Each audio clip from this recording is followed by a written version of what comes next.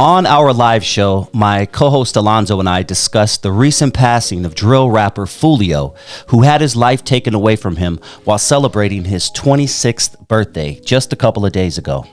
I'm going to play a clip and react to our conversation. People play that disc game from time to time, and they find themselves in a volatile situation, and they do it for street cred. And like I said, when you sent me the text, Instagram got him, because that's basically what you do it. They do it for. They do it for the likes. They do it for the views, and they think it's because you didn't get caught or you didn't get killed the first 4 times, that you got some kind of barrier around you that's bulletproof, and you can keep doing the same old thing without having a negative results.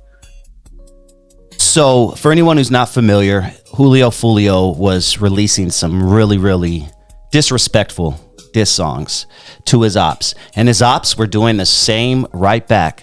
And me, as a person who enjoys hip hop, who enjoys listening to rap music, I am guilty of bumping both of their biggest songs. I mean, Young and Ace, that Who I Smoke was, man, everybody was playing that. Who I Smoke. I'm not going to name any names because they diss the ops and they name names in the songs. I mean, Foolio himself went to a gravesite of his ops, recorded a whole entire video right there, dude. So I mean, it was getting really, really disrespectful. And Foolio was already popped at 4 times. Apparently he was he survived 4 shootouts. The last one dang near taking his whole foot off. But let's keep going. I feel sorry for him, man. I really do. And I feel sorry for the brothers who think that is a way to success. But when you got a name like Foolio, shit, what you gonna do? Facts. These diss records back and forth between these drill rappers get so descriptive. I was on 9th Street in my blue Trans Am. I saw a homeboy and I went blam blam. He was wearing a plaid shirt. His foot got hurt. We was right there, kicked him in the dirt. Saw the flower lady, bought a couple flowers. Then I went to the video store and rented Austin Powers. I mean, they are literally getting about as descriptive as they can in these drill songs. And that's just help for the police. The police love that stuff. If you give them the paint, the brush, and the easel, and the canvas, it's real. All you gotta do is throw some paint on the wall. Everything else is gonna speak for itself. And that's basically what happens, man. People don't realize every time you use your cell phone, it hits a cell tower, it pings. They know your location every time you dial your phone. I used to think that cell phones, access to information, things like that would make us smarter as a society. But in hindsight, it's made us dumber. I mean, you would think people know not to commit crimes with their cell phone, not to text with their cell phone after they did a crime, but N-words are still getting arrested, still getting life sentences to this day because these dummies were using their phone, and they don't realize that wherever you use their phone, there's a cell tower somewhere, and all they have to do is point it right back to your dumb, goofy butt. You don't have to tell nobody where you are. It helps, it makes it a little easier. But if they want to track you, they can find you just by your cell phone. Track the cell towers that your cell phone hits as you're making your moves. And to do something like this, and knowing you got an ops that's looking to kill you, one, it's not very bright, and it's really sad that somebody's that ignorant to think they can keep doing this. It's like playing like kids think, nan. You're on the freeway going nan. All right. It's like a bullfighter. You know damn well at some point in time that bull gonna get your ass. And that's what happened, Doc. Bull got him. And another thing that flabbergasted me, is that even a word? Another thing that shocks me, surprised me, is all the dope that these dudes are on. They're popping this, they're sipping that, they're drinking this, they're snorting that. They're just sitting ducks. I mean, Foolio was a perfect example. In one of his last videos, he said, I don't even drink, man. I don't even drink like this. So now you have drink in your system. No telling what homeboy was popping because it was his birthday. You think the ops don't know that you are inebriated? You're giving the ops a perfect chance to come and get you. This whole thing is so surprising to me. Foolio is the last person, one of the last people, especially dealing with his past, surviving 4 shootouts, almost losing his foot in the last one. He is the last person who I would have thought who would given his location. But that's a whole other story. This whole thing is so weird to me. You know, it's hard. It's really hard, man. And I know it sounds really fucked up. It's really hard to have pity for somebody who intentionally does dumb shit. Who intentionally does dumb shit for attention. Maybe he got what he wanted. I don't know. Some guys have death wishes. Okay, I don't know, man. It seemed like that, man. This guy Julio was just slipping all around. A bunch of people with him he didn't know. He's putting his Addy out on some app out there to where anybody, any Tom, Dick, and Hank can go on there and find his location. Like, I really want to know what he was thinking. Did you not learn from the countless numbers of rappers that were lost? R.I.P. Pop Smoke, one of them. That's the first one that comes to mind. But did you not learn anything? But to do that consistently is a sign that you may have a death wish. And that's not something I understand or can even explain. But it is what it is. So the word on the street is still that it was a setup. You know, even though he was leaking his location and things like that, word on the street is it was a setup. Now, I want you all to know out there that if you set someone up, you are just as liable as the person who pulls the trigger. Let me say that again for you ding-dongs in the back who don't think logically. If you send a text message to someone saying, yo, your op is here. He's right here at the Holiday Inn. Come and get him. Do you realize that you are just as liable as the person who pulls the trigger? You can't just send a text like that and walk away. You know, it's amazing, man. People always want to blame somebody else for other people's stupidity. Okay? That man chose to do what he did on his own, okay? YouTube police ain't got to do shit but sit behind their desk and watch this shit unfold. What they need to do is ban all gang activity on the internet. That's what they need to do. They watch them. They'll ban me for saying what I'm saying. They won't ban you for doing dumb shit. Okay? Facts. They need to ban all gang activity off the internet, TikTok, all that shit. It won't have no value no more. That's a good point. My dude Lonzo said they should ban all gang content that promotes gang activity, that promotes a certain lifestyle. And boy, do I really, really appreciate that. And I think that would be great. And I think that would solve a lot of issues. But you know, in the niggaverse, they're going to defend it somehow and say that it's discrimination. It's discrimination against black people. Just like you got a bunch of women defending being hoes right now. It's okay, Sexy Red doing her thing. It's okay, her coochie lip is hanging out. If us as a people keep defending being a hoe, if us as a people keep defending being niggas, nothing's ever going to change. I see where Lonzo's going, but unfortunately in this society, I could already hear everyone screaming discrimination. Right now it's value. Okay, and that's one thing I dislike about the internet is that whether it's positive or negative, it's still a click, it's still a view, it's still a interaction, and it's monetizable no matter what it is. And that's the part that's really, really disheartening. Whether somebody likes what you do or hate what you do, it's still a plus. Did you guys realize that, right? Like you ding dongs out there who don't like me and think by giving me thumbs downs on my video that, oh my God, that's going to somehow destroy him. Nope, that actually giving a thumbs down is just as good as giving a thumbs up in the eyes of YouTube for anyone who knows anything about the algorithm. Why? Because it shows that someone watched the video. And if someone watched the video, that means they could run advertising. And if they can run advertising, they can make money. So for you idiots out there, and it's a very few. I see you in my comments. But, let me give them a thumbs down. You dumb comment. Thank you. That's all I'm going to say. Thank you. Because you're just as responsible as someone putting a thumbs up, you dummy. If they took that shit off the internet, stop giving these people a platform to promote this shit, it have no value, and would either force it underground or force them to do something else that was going to be a lot less volatile. It sucks because most gang content online is negative.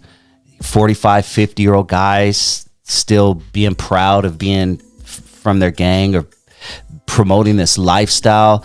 I agree. I would love for all that to disappear. When I got into this game, into this YouTube thing, because I've been podcasting for years. I've been podcasting since 2008, way before I even got into YouTube. But I was watching YouTube and I was looking at some of these platforms and I'm like, why are they promoting this lifestyle? Like everybody went to prison and beat up 40 dudes. Like if I hear one more interview of someone who went to prison and took 25 fades their first day in there and beat everybody, I'm gonna throw up. Like I was listening to this stuff. I was watching these videos on YouTube and I was like, dog, I got to do something different. That's why you're never going to hear any promoting on my channel, any promoting. You're going to hear people who live that life and don't want you to live that life because it ruined their life. I rarely, if ever, have met a 50-year-old person who said, you know what? I don't regret spending 20 years in jail for my gang. I don't regret pulling those drive-bys. I don't regret terrorizing my community. Like most people at a certain age, they regret what they did in the gang life. But YouTube is full of people who don't, and they're just bragging about it, and it's just embarrassing, and it looks really bad. And yes, I would like to get rid of a lot of the content I see on YouTube. You are an accessory. Okay, if you send somebody a text saying that, oh, he's here, she's here, you are an accessory to that crime. You're gonna get the same time. You're gonna be in court. Everybody else in handcuffs. I got a text from. So all I did was send a text. Don't mean that. Don't make no difference. Listen. Don't make no difference, sis. Okay, you were part. Who was that? I was doing the pandemic. I was doing a podcast class for organization, and the young lady did just that. All she did was told somebody what somebody was, and that guy got killed, and she was sitting in court right with the rest of them. Okay, message. She was sitting in court right with the rest. Pay of them. attention. Same charges. She got a break because her people had money. She still ended up doing some time, but she didn't do as much as the rest of those. And most of you Negroes don't have money. Those guys did. Yeah, you're an accessory to a crime. That's just like somebody sitting out in front of a car or a bank and telling them when the guard look out for the police. You're a part of that. Yep. You ain't gotta have a gun. You're still a part of it. Yep. So yeah, you might as well just walk in the bank with everybody else, or you might as well be one of the shooters because you got the same problems they do. You think because it's just a text that is it's not a big deal. Trust me, it's a very big deal. You know, in the niggaverse, there's no downtime. People are already creating diss songs towards Julio Foolio. People are literally going to the Holiday Inn that Julio Foolio lost his life at and are taking pictures in front of it. And most, if not any of these people had anything to do with it. They're just from the other side and they're just bragging. But why would you even want the police to look your way is my thing. See, I don't understand nigga logic. Like the older I get, the more I don't understand nigga logic. I understood nigga logic when I was like 19, 20. I think once I had a kid, I was on my own, started paying taxes, started buying property. Like, I just don't understand nigga logic. And I'll never understand why someone would do a diss song right after someone passes away. And I would never understand why someone would go to the site where a person had their life taken, Holiday Inn, and take pictures in front of it, bragging about it. All you're doing is telling the cops, hey, look at me. And then now you got a world of problems. You stupid idiot. Dude, that's the ultimate form of clout chasing. That's the ultimate form of clout chasing, dude. When even if you didn't do it, you still want to put yourself, you can present the illusion that you may have had something to do with it. Man, that's crazy. That's crazy. You putting yourself in direct line of fire for the ops and the police. And then when you get rolled up on by the ops or the police, you're going to be crying. See, that's why I can't feel sorry for fools, man. I can't feel sorry for them. You put yourself in a position that you didn't have to be in, but then when something happened to you, we all supposed to cry. I can't cry. I can't cry. Lonzo said I can't cry. I cannot cry. I can't cry. I can't cry for dumb shit. And a lot of niggas are dumb. First of all, anybody who calls himself a nigga is dumb. You know what I mean? Like proudly proclaims himself as a nigga probably does dumb shit. I mean, niggas will steal from you and then help you try to find it. You know what I'm saying? Like, I don't understand the nigga verse, bro. I really, really don't. And I can't cry for you niggas. I used to cry for you niggas. I can't cry for you niggas anymore. I can't cry. I can't even feel sorry for you. I feel sorry for your family. Because they let your ass go this long. That's it, family. That's stupid. But, you know, if you making, here's the bad part. If you're making money at it, people will still cheer you on and be crying at your funeral. Oh, he was making money. No, he may be making money, but look at the cost he had to pay for it. And that's what I keep telling youngsters all the time. All money ain't good money. I don't give a damn how green it is. All money ain't good money. And too many of y'all are in it for the fast buck. You get into YouTube for the fast buck. You think, oh, if I say the most outlandish shit, I'll make a fast dollar. I've been in this game for about 5-6 years now, and let me tell you, that is the fastest way to burn out. Most of you dudes who come in hot thinking I'm gonna say the most outlandish shit, yeah, you're gonna get a lot of followers and you're going to get a lot of attention and maybe even make some money, you know, at the beginning, but that ain't gonna last. That ain't gonna last. Learn from No Jumper. Yes, No Jumper is probably the only successful one that does dumb shit like this. But nobody's tuning into No Jumper when they have regular interviews. Look at their live numbers. Look at their numbers. The only time people tune in is when Brick Baby crashes out, or Adam says something dumb, or some Soreños meet up, or Nathaniel's invited down to No Jumper. Like, that's the only time people really, really pay attention. And no one, look at the numbers. I'm not making No Jumper successful as hell. Don't get me wrong. They get more views in 30 days than I've gotten my whole YouTube career. But don't get me wrong, guys. Most of that comes from BS, and you don't want to live like that. And you're not a No Jumper. You're not as talented as the people over at No Jumper. They have a formula. They know what they're doing, and it works for them. But you know what? It's not going to last. It's not going to last. Adam eventually is going to be like, all right, I'm done with this N-word shit. Trust me. You know, the cold part, though, about this Julio Foolio situation is that just 24 hours after his passing, he got 200 plus more subscribers. It's probably up to 300, 400, 500,000 now. But within 24 hours, his subscribers went up 200,000. And his streams exploded. Went up like something like 1,000% or something crazy. I don't know how I feel about that. Somebody's getting paid, and I don't think it's this guy's family. And that is the sad reality, Doc, is that once you're gone, you're more valuable. You're more valuable for a short period of time. Some are more valuable for a long period of time. But I never heard of this guy before until he got killed. So that goes back to 80% of the people we talk about. I don't hear about. I don't know. I've never heard this guy's music till he's dead. I ain't know he had any music out. Yeah. But again, you know, his ops. And that's the truth about most of y'all. Yesterday, 2 days ago, most of y'all didn't know who Foolio was. Keep it real. Most of y'all had no idea who Foolio was. I knew because I've been following this beef with him and the Young and Ace crew for about 6 years now. I know all their songs. I keep an ear to the street more when it comes to hip hop and drill music. I can't even lie. I'm guilty. I listen to it. I need some dumb shit in my life. Okay. I can't always listen to Nas and Poor Righteous Teachers and fucking Public Enemy. Like, I need the dumb shit. All right. And they were providing the dumb shit, not only on record, but on YouTube. I am guilty. I am so guilty. His people will support his memory by, you know, listening to his music and, you know, in his honor. Meanwhile, somebody getting paid. It's probably going back to the YouTube, because unless he had his shit together, they don't know where to send the money. All right, so that's it. If you want to check out the full show, Subscribe to NWA Stories with Lonzo. NWA Stories with Lonzo right here on YouTube. We go live every single Tuesday at 6 p.m. Pacific. If you are not familiar with the name Alonzo Williams, do your Google search. That is my co-host.